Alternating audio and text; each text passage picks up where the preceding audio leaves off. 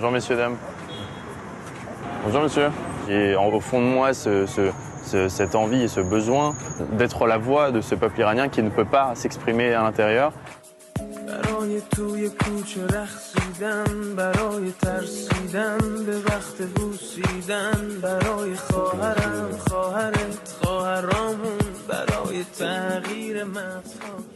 Ça va, c'est pas sensible ici? Je m'appelle Armand Habibi, je suis franco-iranien et je suis né en France, j'ai grandi à Paris. Je suis ostéopathe et je suis aussi militant pour la démocratie et la liberté du peuple iranien. J'ai ouvert mon cabinet au mois de novembre, donc c'est assez récent. Et disons qu'en fait, c'est pas vraiment un travail à temps plein puisque je travaille selon le nombre de patients que j'ai. Mais je travaille à côté pour compléter un petit peu dans la restauration. Quand il ne travaille pas pour gagner sa vie, Armand se bat pour la liberté du peuple iranien, une liberté impossible jusqu'en 1979 sous le règne du Shah d'Iran et tout aussi inaccessible sous l'actuel régime des mollahs. Mais Armand croit en la démocratie, alors depuis la France, il soutient l'opposition en Iran, via des manifestations, des pétitions et des stands d'information. Soutenir la résistance organisée à l'intérieur de l'Iran, c'est-à-dire la seule vraiment chose qui peut renverser ce régime. Pas l'Occident, les États-Unis avec leurs bombes, on a bien vu que ça ne servait à rien. Évidemment, le régime a quand même beaucoup souffert de la situation, mais au final, son appareil, son système répressif et son système judiciaire continue. Les exécutions en masse, justement encore plus contre les opposants politiques maintenant. Ces gens-là, ils ont jusqu'à leurs derniers instants donné leur vie pour combattre ce régime et jusqu'à avoir la corde autour du cou et dire toujours non à ce régime, et ils n'ont jamais renoncé à leur combat. Janvier 2026, le peuple iranien se soulève pour la liberté et la fin de la République islamique. Les autorités iraniennes répriment ces manifestations avec une violence sans précédent. Des dizaines de milliers de personnes sont tuées. En février, les États-Unis entrent en guerre contre le régime, officiellement pour le renverser. Mais les mollahs intensifient la répression, coupent Internet et exécutent des centaines de prisonniers politiques. Pourtant, la communauté internationale n'a pas réagi et c'est justement pour ça que les échanges avec les responsables politiques constituent un volet important du travail d'Armand. Comme cette entrevue avec un député français. Vous avez eu des nouvelles depuis l'annulation de la manifestation? Vous savez ce qui s'est passé un petit peu derrière?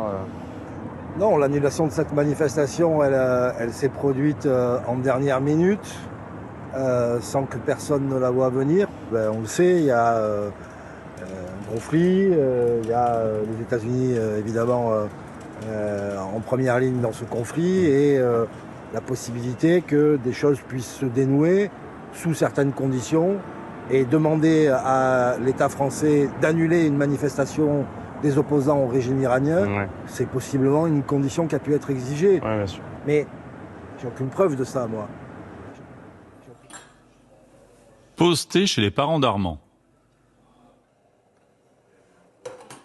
Avec sa mère Azadeh, il regarde la chaîne de télévision de la résistance iranienne qui parvient à diffuser des images tournées dans le pays.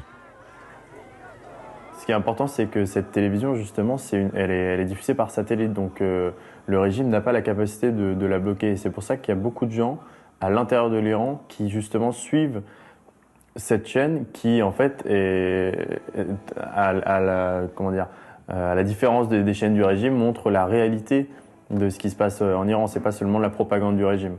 En fait, elle permet de montrer également à la population iranienne qu'il faut résister, qu'il faut lutter contre ce régime. Autre source importante d'information, les Iraniens en Iran. Malgré le blocage d'Internet, Armand et Azadeh arrivent parfois à joindre certains de leurs proches, des proches qui souhaitent rester anonymes.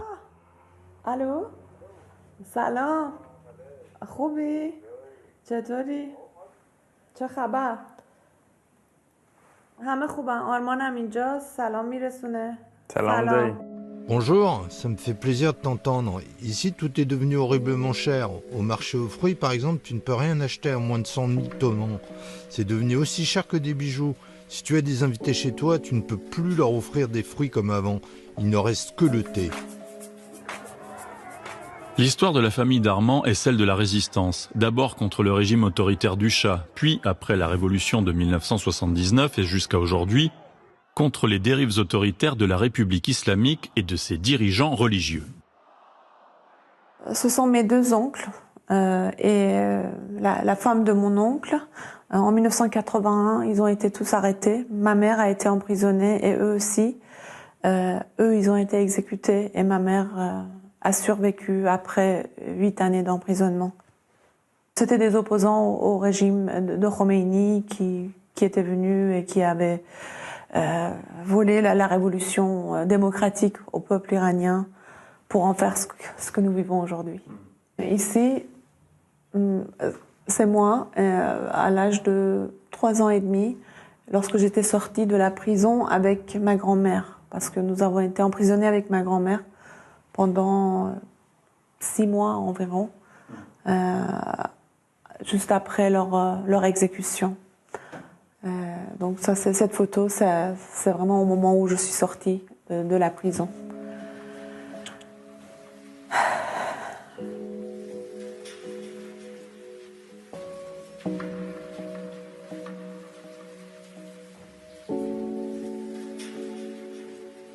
Depuis que je m'en rappelle, j'ai par exemple été emmené par mes parents dans des manifestations, dans des conférences, même si je ne comprenais pas vraiment ce qui se passait. J'ai grandi là-dedans et donc j'ai en récupéré un petit peu les graines. Armand poursuivra son engagement avec le rêve de pouvoir un jour se rendre dans un Iran où les gens seront libres et les jeunes pleins d'espoir. J'ai eu des phases où je me suis un petit peu éloigné parce que je me dis bon, moi j'ai envie de vivre ma vie tranquillement comme mes amis ici, mais j'ai compris qu'en fait c'était quelque chose de plus grand. J'aurais pu être à la place de ces jeunes qui, comme moi, n'ont pas eu la chance de vivre dans un pays démocratique, ces jeunes qui n'ont pas d'avenir, c'est-à-dire qu'ils vont faire des études mais ils ne savent même pas pourquoi. C'est de mon devoir d'être la voix de ces jeunes. Et si moi je ne fais pas ça, qui le fera pour eux ?